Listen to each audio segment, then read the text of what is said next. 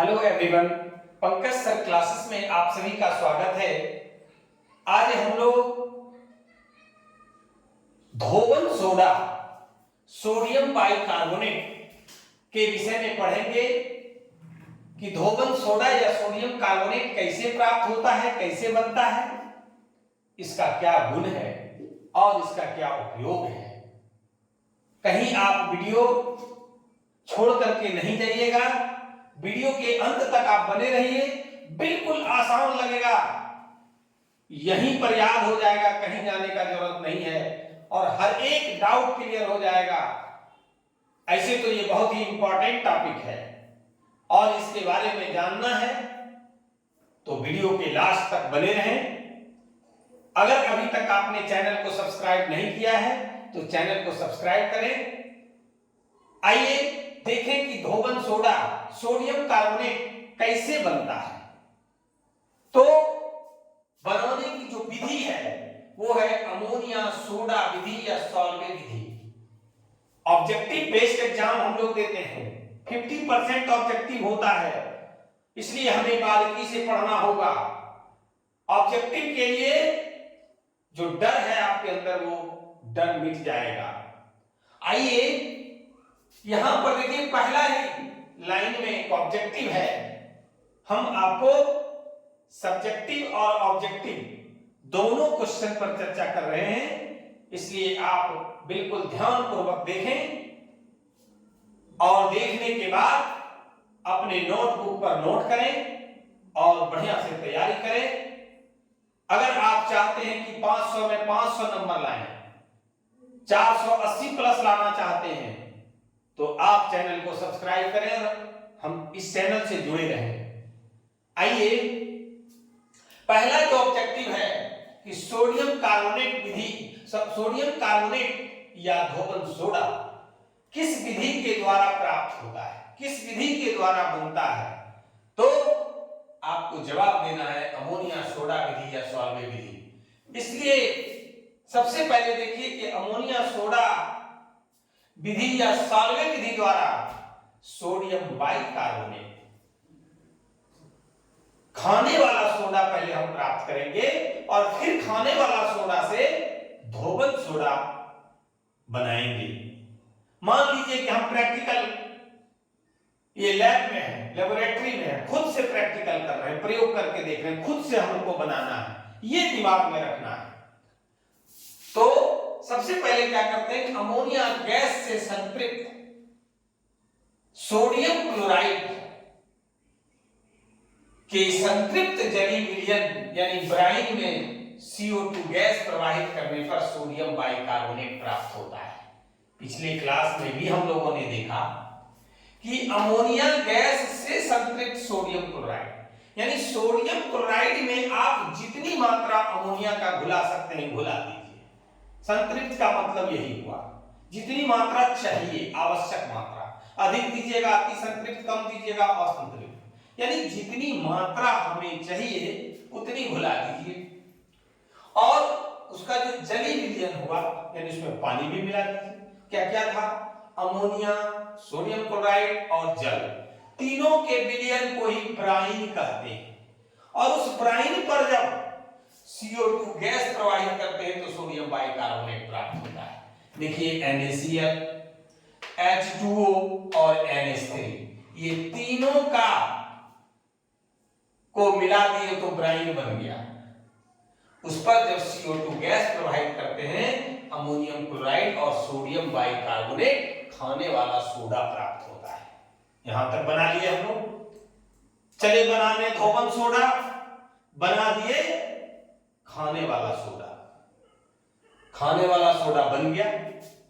अब आप खाने वाला सोडा सोडियम बाइकार्बोनेट को आप गर्म कर दीजिए, आपको सोडियम कार्बोनेट प्राप्त हो गया। इसके साथ साथ CO2 और जल बाहर निकल गया। धोवन सोडा अभी नहीं बना, सोडियम कार्बोनेट बना। अब सोडियम कार्बोनेट का रवाकरण कर दीजिए जिससे धोवन सोडा प्राप्त होता है। अब रवाकरण क्या है, रवा प्राप्त करने की विधि को रवाकरण कहते हैं। क्रिस्टल प्राप्त करने की विधि को अंग्रेजी में क्रिस्टलाइन कहते हैं। रवाकरण का अंग्रेजी हो गया क्रिस्टलाइजेशन। तो यहां पर देखिए सोडियम कार्बोनेट का क्रिस्टलाइजेशन हुआ, रवाकरण हुआ और रवा के रूप में प्राप्त हो गया क्या, धोबन सोडा, जिसका नाम है Na2CO3 into 10H2O। कैसे पढ़ेंगे इसको, Na2CO3 into 10H2O। ये धोबन सोडा है। इस प्रकार से हम लोग धोबन सोडा प्राप्त करते हैं अमोनिया सोडा विधि या साल्वे विधि द्वारा। अब आइए हम लोग देखते हैं कि सोडियम कार्बोनेट या धोबन सोडा के गुण क्या क्या है, कैसे बनता है, वो हम लोगों ने देख लिया। इसका गुण क्या क्या है, तो पहला गुण है कि सोडियम कार्बोनेट का जलीय विलयन क्षारीय होता है, एल्कलाइन इन नेचर होता है। इट मींस हम लोग ये भी जानते हैं कि क्षारीय विलयन का पीएच मान जब भी होता है 7 से ऊपर होता है। यहां ये भी आपसे प्रश्न पूछा जा सकता है कि सोडियम कार्बोनेट का पीएच मान कितना होता है जलीय विलयन का। विकल्प में दे देगा 7 से अधिक, 7 से कम, 7, इनमें से कोई नहीं। आपको ये जानकारी रखना होगा कि सोडियम कार्बोनेट का जो जलीय विलयन होता है वो एल्कलाइन इन नेचर होता है, क्षारीय होता है और क्षारीय विलयन का पीएच मान 7 से ऊपर होता है, 7 से अधिक होता है। दूसरा देखिए कि सोडियम कार्बोनेट अम्लों को उदासीन बनाता है। क्योंकि ये क्षारीय नेचर का होता है तो निश्चित है कि जब अम्ल की प्रतिक्रिया भस्म या क्षार से जब कराई जाती है तो लवण और जल बनता है और इस रासायनिक अभिक्रिया को उदासीनीकरण अभिक्रिया कहते हैं और इस अभिक्रिया के फलस्वरूप CO2 गैस निकलती है। जरा सा रिएक्शन भी देखते हैं। Na2CO3 सोडियम कार्बोनेट, जब इसकी प्रतिक्रिया हाइड्रोक्लोरिक एसिड के साथ कराई जाती है तब सोडियम क्लोराइड लवण और जल बनता है और इसके साथ साथ CO2 गैस मुक्त होती है, निकलती है। आगे है कि सोडियम कार्बोनेट हाइड्रेटेड है, रवाकरण के फलस्वरूप क्रिस्टलाइजेशन के बाद जो हमें प्राप्त होता है जिसको धोबन सोडा कहते हैं Na2CO3 into 10H2O। अगर इसको तीव्रता से, तेजी से, सफाई के साथ अगर गर्म करते हैं तो ये अनार्द्र Na2CO3 बनता है। अनार्द्र कहने का मतलब होता है, आर्द्र मतलब होता है नमी युक्त, जल युक्त, और उसका उल्टा होता है अनार्द्र। क्या पढ़ेंगे, अनार्द्र, जिसमें कि जल नहीं होता है। तो कोई भी चीज है अगर वो गर्म कर दिए तो क्या होगा, ये भाप बन करके जो वो हाइड्रेटेड है, नमी युक्त है, उससे नमी यानी जल, वाटर, आर्द्रता जो है उसमें बनी हुई वो वेपोराइज होकर के अलग हो जाता है और बच जाता है सिर्फ Na2CO3। अब देखिए कि अगर अनार्द्र, आपसे ऑब्जेक्टिव में यहां पूछेगा कि अनार्द्र Na2CO3 जिसमें H2O नहीं होता है उसको क्या कहते हैं, उसको हम लोग सोडा ऐश कहते हैं।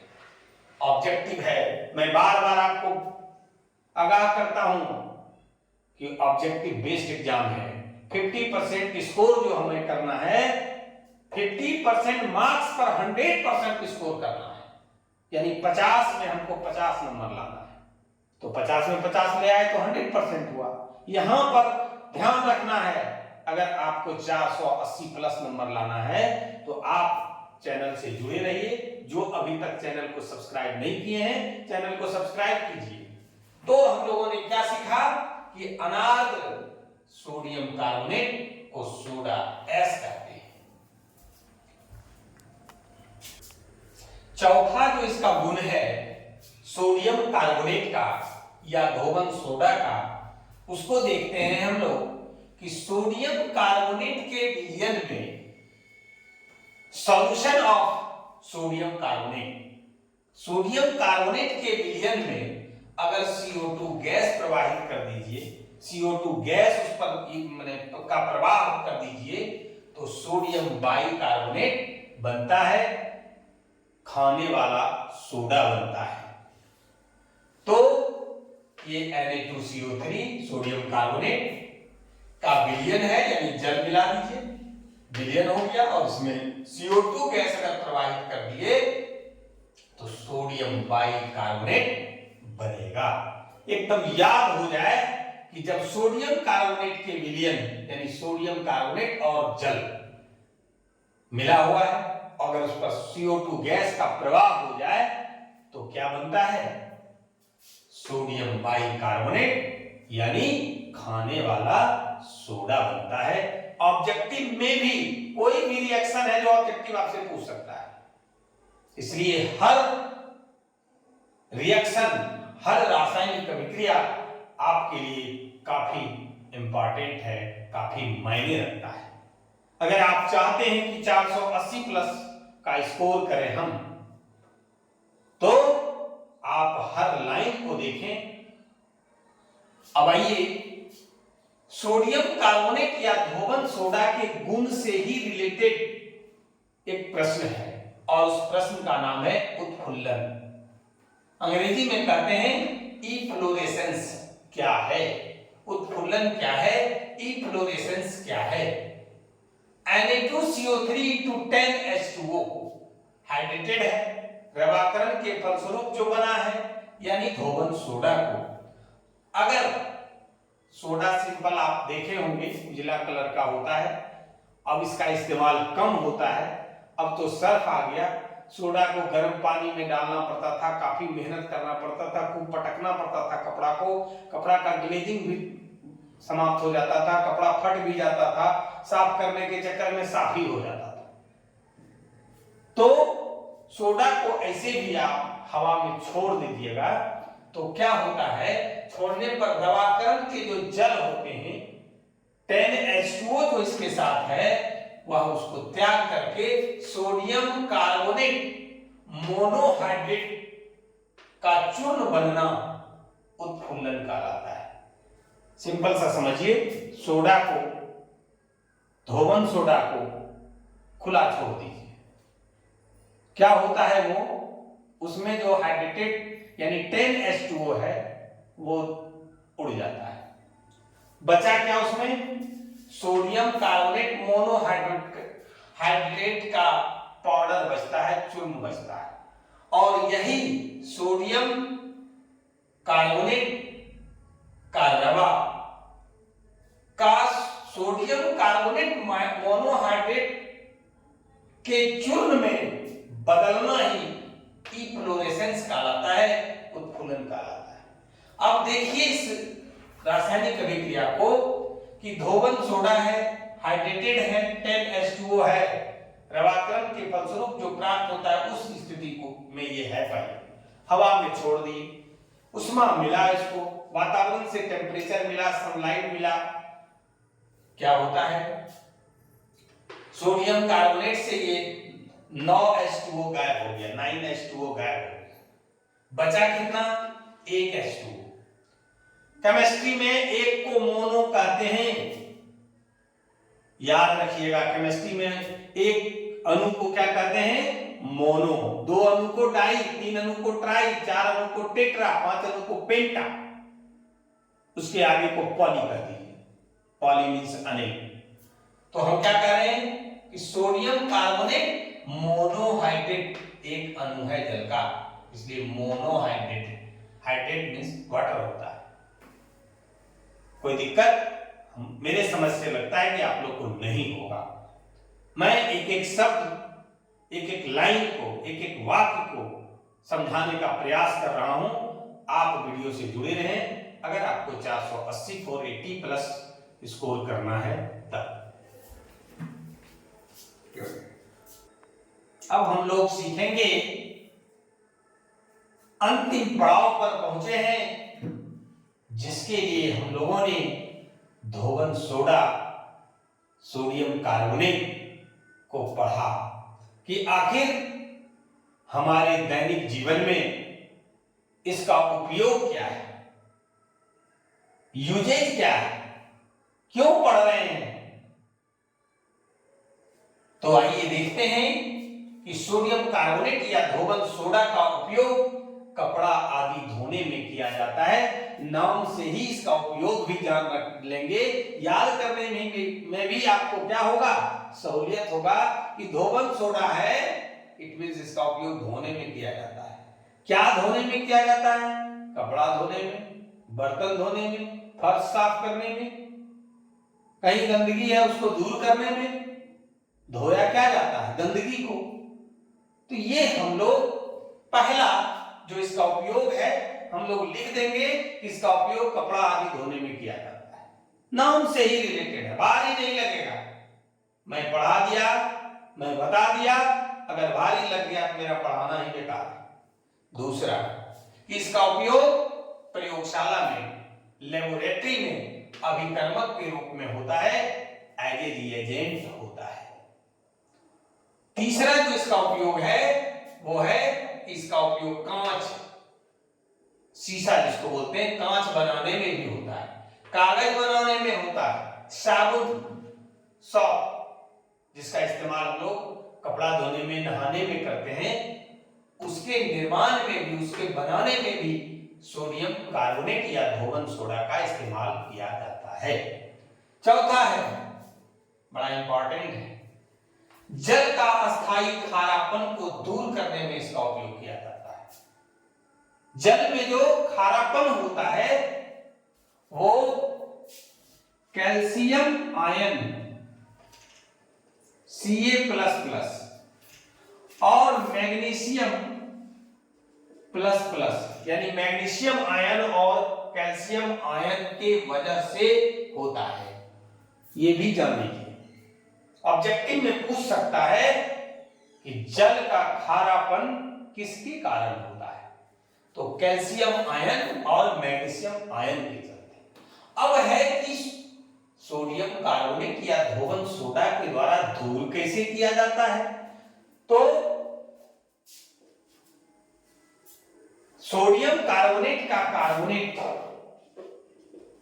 मिलकर के कैल्शियम कार्बोनेट बना देता है, CaCO3। मैग्नीशियम आयन जो है इसके साथ कार्बोनेट आयन मिलकर के MgCO3 बना देता है। यानी मैग्नीशियम कार्बोनेट, मैग्नीशियम को बदल दिया मैग्नीशियम कार्बोनेट में, कैल्शियम को बदल दिया कैल्शियम कार्बोनेट में, और इसका जो खारापन है जल का वो दूर इससे हो जाता है। अब आइए कि अगर